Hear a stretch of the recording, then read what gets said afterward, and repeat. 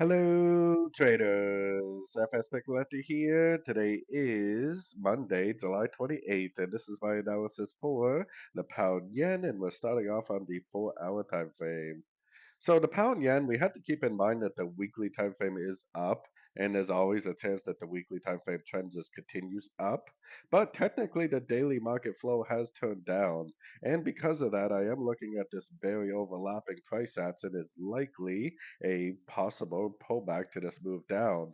It could bounce from the 61 or the 78% and end up continuing down in a very big way.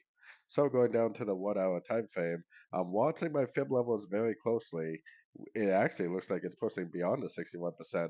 So if it does go up to the 61%, if it does like do like something like this, break of structure, then I would definitely take it as a short.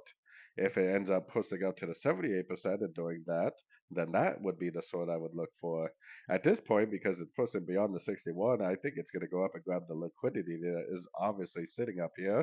And there's a little bit of a gap up here too. So the 78% seems like a likely target for possibly the end of like some sort of a very overlapping ABC correction that potentially would be a really nice sorting opportunity.